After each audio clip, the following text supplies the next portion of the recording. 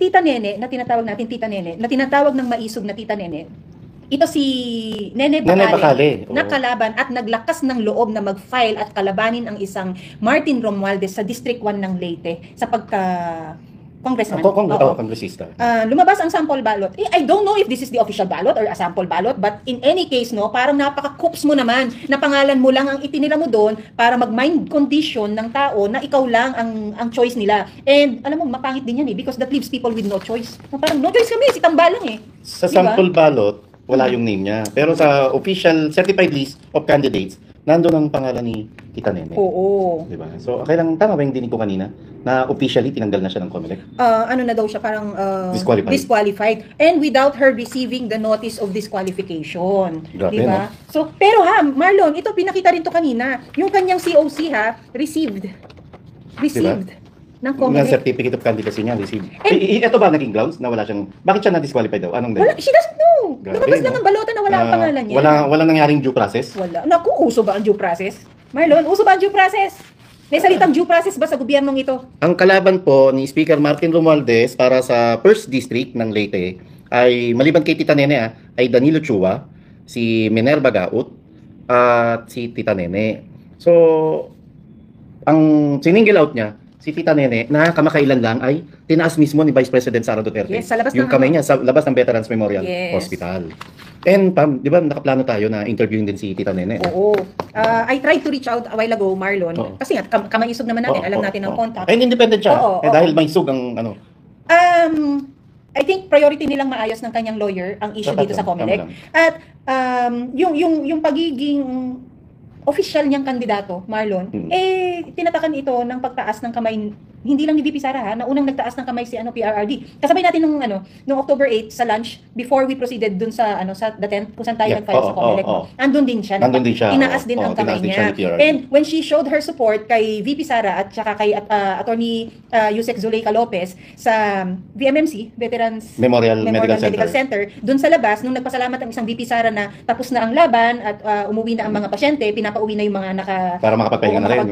Nagkita sila, nagkakilala, pinakilala niya sarili niya at tinaas nga ang kamay niya. So, ano ang mensaheng ibinibigay nito? Ang mensahe nito, Marlon, si Martin Romualdez, I believe, hindi pinalaki ng kanyang magulang ng tama. Hindi lumalaban ng patas. Parang itira mo ang pangalan mo na nag-iisa dyan sa balota, kahit sabihin na natin ito ay mind conditioning, it's probably not the official ballot, pero the audacity that you have na pangalan mo lang na dyan, parang sobra talamak ka naman masyado. Sobrang bata tayo, Pam, ang tawag dyan, madugas eh. Madugas. Sa pinaikling salita ng mandurugas, mandaraya. Oo, sa larong kalye, Marlon, yung pamato mo, natapakan mo sa piko, di ba? Tapos tinuloy-tuloy mo lang, maduga ka. Ganyan ang mandaraya ka. Yun sa text, alam, naglaro ka ba nun? Oo, yung patong-patong na ginagawa. Pati yung bilang na isa, dalawa, tatlo, apat. Kasi ako nun, Marlon. Kasi palibasa, kolelyala, sa exclusive school ka eh. Kolelyala, Buli! Hindi, kasi yung panahon ko nun, pogs na eh. Wow! Stock of pogs. Papayag pa kayo, Joanne at Dave. Ay, baka may nag-aabang sa atin sa airport ng Korea. Hello sa'yo. Ingat sa pagbalik dito sa Maynila. Diba? Yun lang, Marlon, parang ang kapal ng mukha mo at ang kapal ng mukha kung sino man ang kasabwat mo. Dahil ito ay published, Marlon, sa official website ng COMELEC. Grabe. Hindi ito ginawa ng mag-isa ni Martin lang. Ibig sabihin, meron siyang kasabwat sa loob para magawa. Parang nakakatakot to. Kasi kung sa ganyan, na opisyal na kandidato, kayang-kayang tanggalin, at ganyan na rin. Babagay, nakakadalawa na COMELEC ha. Unang-una, yung pagbibigay pahintulot ng Commission on Elections na mamahagi ng ayuda, gawin legal nila, yung vote buying, nakakatakot na yun. Ito, pangalawang nakakatakot to, na biglang-bigla kayo magdi-disqualified ng isang kandidato na hindi man lang dumaan sa tamang proseso at legal na proseso, biglang-bigla yung tatanggalin. Ano pa ang magiging pangatlo? Ang pangatlo nito, yung lantarang pandaraya sa darating na May midterm elections. You know what they say? It is easier to cheat on local level, Marlon. But regardless kung local yan o national yan, yan ay pandarambong pa rin. Yan ay pandaraya. Yan ay ang talagang panggagahasa sa karapatan ng mamamayan na magkaroon ng choice kung sino ang gusto nilang iboto. Pero grabe si Speaker Martin Romualdez, no? Unang-una, Martin Romualdez ka na. Speaker of the House ka na.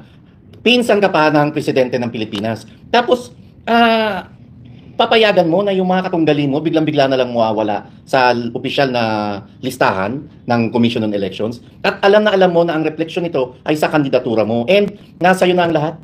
nasa iyo na ang makinarya, ang pera, ang puwersa. Ito, pagpapakita to ng pang-aabuso sa pwesto. Ito ba, Marlon, ay nagbibigay din ng mensahe na somehow, kung ginawa niya to, meron siyang admission sa sarili niya, Marlon, na may tulog siya kapag nakalaban niya sa Grabe, Tita no? Nene? Malamang sa malamang, bakit mo gaganituhin to, di Para ba? ipaalis mo no? Oo. Talagang may takot siya, may tulog siya. Ibig sabihin, somehow, he also feels na unwanted na siya ng, ng mga kadistrito niya. Ibig sabihin, siya mismo sa sarili niya, alam niya yung alam niya na yung kakulangan niya at alam niya na mahina siya sa sarili niyang distrito. Para manduga ka. Para Marlon. mandaya ka, Para diba? mandaya ka. Para dugas ka. Pero bago open po, bukas po ang third floor studio sa anumang pagbibigay ng panig ni Speaker Martin Romualdez at ng Commission on Elections. Pero hanggat wala ho kayong malinaw na sagot patungkol dito, hindi niyo po masisisi ang taong bayan na magingay at magduda na lantaran ang ginagawang pang-aabuso sa pwesto ng mga nakaupo ngayon at lantaran din ang nangyayaring sabuatan mula sa Commission on Elections at sa iba pang kandidato, partikular na kay Speaker Martin Romualdez. Kilala naman natin ang nag-handle ng comms ng isang Martin Romualdez. Dami nila. Oo. Dalawa dyan, paborito kong tao. Matino naman tong dalawang to. Kuya natin to, tito natin to, kaibigan natin to. Pero, mga kumpare ko. Actually, na lang, parang maging makatao naman kayo, bigyan nyo rin ng sagot ang mamamayang tao kung bakit nangyayari yung mga ganitong miracles ba. Marlon, ang aga-aga pa, Marlon, nagkakadayaan na. Ano pa sa actual na election sa tingin mo? 'Di ba? Yung papel na dadaya mo, ano pa yung makinarya? Ano pa yung kakain ng papel na yan para basahin yung resulta? Partida pa yan, ha? Ano? Limpak-limpak at bilyon-bilyon piso ang pinamimigay niyong ayuda, ha? Tapos ganyan na ayaw niyong lumaban ng parehas at i-special ops nyo ang isang Tita Nene Bacale. At kung hindi ka rin naman pala nabibigyan ng matibay na kumpiyansa ng pamimigay mo ng ayuda, lalong-lalo na pinayagan din naman ng kakampi mong COMELEC, di ba? Bakit hindi ka na lang lumaban ng patas? Kung ito nakakabigay ng confidence sa'yo, dapat you have to play fair. Because if you are too confident na, hindi, mahal ako ng distrito ko, mahal ako ng tao ko, mahal ako ng constituents ko, iboboto nila ako, mananalo ako, itong si Nene na tinatawag nila, she's irrelevant. Dapat ganun man lang, kung confident ka. Mukhang hindi. Mukhang may tulog talaga yung Threaten, mama. no? Oo. Ito, Marlon, ang tinatawag mong kapito ko. Miss Cathy Binag, hello.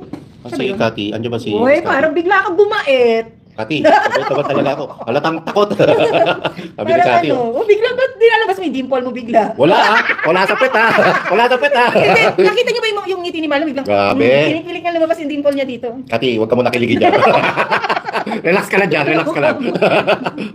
Marlon, Miss ko na kayo. ka. Ayun, miss ko na kayo. Wow, siya lang ba? Miss ko na kayo. Ay, nabanggit din lang naman si Cathy. Break muna tayo sa intense na at usapan natin, ha? Nagkaroon Hindi kami tayo. pwede mag-break ni Cathy kasi hindi naman kami. May hingay malinaw. Ano, Pamela? Hindi naman kayo ni Cathy. Mag-break tayo sa intense ng okay. usapan. Sige. Okay. Alam mo, nasa subconscious mo na yan. Alin? Nabanggit mo yung break Ibig sabihin, ayaw mo talaga mag-break kayo. Rewind mo. Buka na yan. Gagawin ko short Joke lang. Kayo naman. Alam nyo naman, mapagbiro ako. May isusumbong lang ako, Cathy.